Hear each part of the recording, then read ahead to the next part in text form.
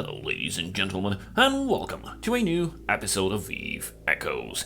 Tonight on the show, I'm going to be demonstrating how exactly to perform the boom and zoom, the strafing runs using the Vexor Navy Issue when doing high-grade tier level missions, especially doing solo using that troll fit that we showcased a while back. Now people have been asking how to pull it off. Well, boom and zoom is exactly that.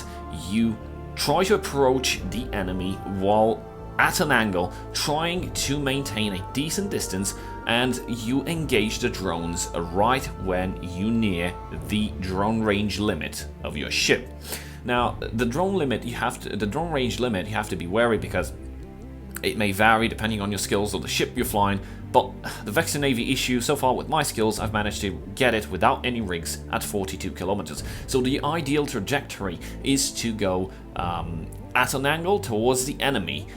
We can say 45 degrees, and before we reach the drone control range limit, turn around and try to gain distance, because you will shift inside the drone range, you'll be able to apply the drones, and as you can see, getting further away, you basically mitigate the entire damage. You go away, you take no damage, while the enemy ships are going down.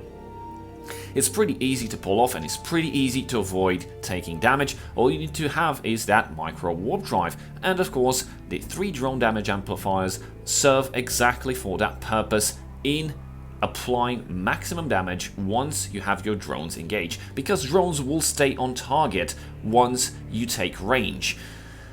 Now, you have to be mindful that in some cases, some of the enemy NPCs, especially maybe elites, the ones that are not actually bugged, may have different ranges and may actually hit you, but given the fact you have more speed, you can basically just fly away and just continue to take them down one by one. I, for example, do a wave in around 20 to 30 minutes, which is pretty acceptable.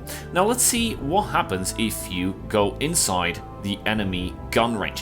What happened here is I actually had to leave the site because I had to take my kids to bed, and thus when I got back, well, the oracles were already near me, and I made a mistake of warping from the same celestial, and this is what happened. Of course, given the fact that I've neutralized all warp disruptor ships or capable of doing that, I'm pretty fine with taking 1 or 2 oracles down and then just warping away. I'm not going to sit and if by any means you wish to swap a drone control damage amplifier with a armor repper, you'd be my guest if you want to say it, but given the fact that it's pretty easy to just go swap here and there, it's irrelevant as in time consumption.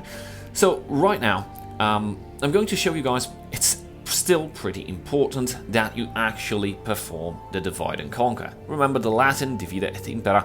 It's really important because you can pick your opponents one by one. So what I did right here is I basically made a big long sausage of ships, of enemy NPCs, and I stretched them out across a considerable distance while taking out the warp disruptor frigates, basically the small ships. So now I get to pick my targets one by one. It's cruisers, it's battle cruiser, we have a prophecy, we have a harbinger, and of course I picked my ranges correctly, and I went in at a relative angle towards the front enemy ship, let's say, and then I applied the drones and I zoomed out. This is the boom and zoom. So you boom, drop the drones, and then zoom out and avoid all the damage. You repeat this process for every ship in order, because as you can see, they're pretty much lined up. And you do this one by one, and you'll basically clear a wave in 20 to 30 minutes. Again, this is acceptable because you've got like 3, 4, 5 waves per spawn site. Which means after around 10 spawns, you'll have the mission completed, or 8, depending on what mission you run. Some missions, some story missions, actually have just one spawn site with 4 waves, which is pretty easy to finish, and it's 50 million, 60, 70 million, or even 200 million if you aim for the tech level 10 mission.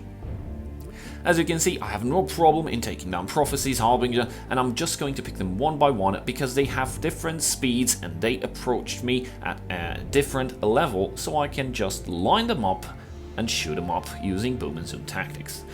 This was the demo. I hope you guys understood what this tactic means, what the troll fit. Thank you guys for watching, and I'll see you guys next time. Cheers!